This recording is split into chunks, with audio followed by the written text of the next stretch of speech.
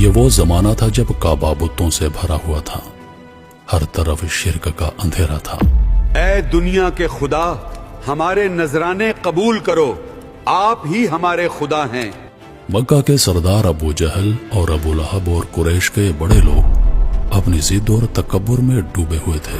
محمد صلی اللہ علیہ وآلہ وسلم نے جب توحید کی بات کی تو یہ سردار چیخ اٹھے، کہنے لگے، محمد کہتا ہے کہ وہ اللہ کا رسول ہے، ہم اس کی کوئی بات نہیں مانتے۔ وہ ہمارے بتوں کی توہین کرتا ہے، کہتا ہے یہ سب بیکار ہیں۔ انسان ضد میں تھا، سردار انا میں، اور مکہ کا معاشرہ گمراہی میں ڈوبا ہوا تھا۔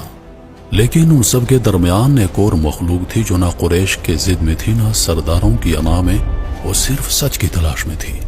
وہ تھی جنات کی جماعت۔ جب قرآن کی آواز گونجی تو وہیں سے ان کی تلاش ختم ہوئی اور ہدایت کا دروازہ کھل گیا۔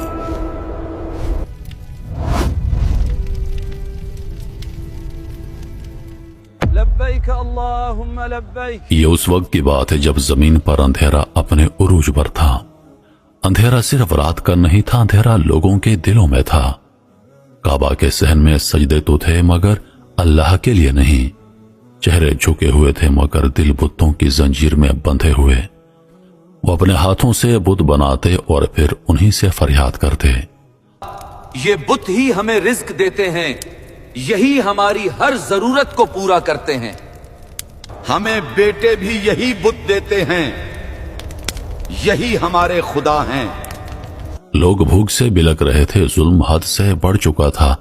عورتیں اپنے بچوں کو بھوک سے روتا دیکھ کر آنکھیں بند کر لیتی اور مرد اپنے بے اختیار خداؤں سے چیخ چیخ کر کہتے، رحم کرو اے خدائے منات، ہم پر رحم کرو۔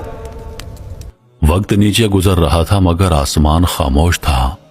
انسان نے اللہ کو چھوڑ دیا تھا، وہ مٹی سے تراشے ہوئے پتھروں کو اپنا خدا سمجھ بیٹھا تھا۔ کسی کے سامنے سونے کی زنجیر رکھی جاتی، کسی کے سامنے آٹے کا تھیلا، کسی کے سامنے دودھ کی مشک، اور کوئی بت کے چرنوں میں سوچے سمجھے بغیر اپنی بیٹی قربان کر دیتا، محض اس امید پر کہ شاید یہ خوش ہو جائے۔ اے دنیا کے خدا، ہمارے نذرانے قبول کرو، آپ ہی ہمارے خدا ہیں۔ کیا انسان اتنی پستی تک گر سکتا ہے؟ دنیا کے سب سے مقدس گھر کے آس پاس سب سے گندی عبادتیں ہونے لگیں، افراد کی تذلیل، غریبوں کی خرید و فروخت، اور سب سے بڑا شرک، انسان نے انسان کو اپنا خدا بنا لیا تھا۔ جب ظلم حد سے بڑھ جاتا ہے تو اللہ کا نظام حرکت میں آتا ہے۔ ایک دن اسی سرزمین مکہ میں روشنی اتری، آسمانوں سے ایک آواز لگی، اقرا۔ زمین لرز اٹھی، فرشتے حیران، اور آسمان پر روشنی کے پردے کھل گئے۔ محمد عربی صلی اللہ علیہ وآلہ وسلم کو نبوت عطا ہوئی۔ روشنی کا پہلا قطرہ تاریکی میں گر چکا تھا۔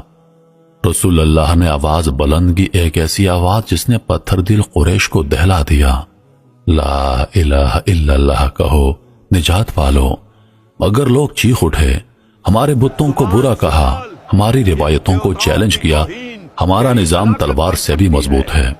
ان کی آنکھوں میں سوال نہیں تھا، صرف تکبر تھا۔ یہ کیسا نوجوان ہے جو ہمارے خداؤں کے سامنے سوال اٹھا رہا ہے؟ کیا تو نہیں جانتا یہ ہمارے محافظ ہیں؟ ایک رات مکہ کی تنگ گلیوں سے نکل کر اللہ کے رسول اور چند صحابہ مکہ سے باہر سفر پر نکلے۔ مقصد تھا قبیلہ عکاظ تک پہنچنا۔ رات ٹھنڈی تھی، ہوا میں عجیب سی خاموشی تھی۔ دنیا سو رہی تھی لیکن تقدیر بیدار ہو چکی تھی۔ ایک صحابی، یا رسول اللہ، کیا آپ دیکھ رہے ہیں؟ چاند آج کچھ زیادہ روشن ہے۔ چاند تو خود رسول اللہ کے چہرے سے روشنی لے رہا ہے۔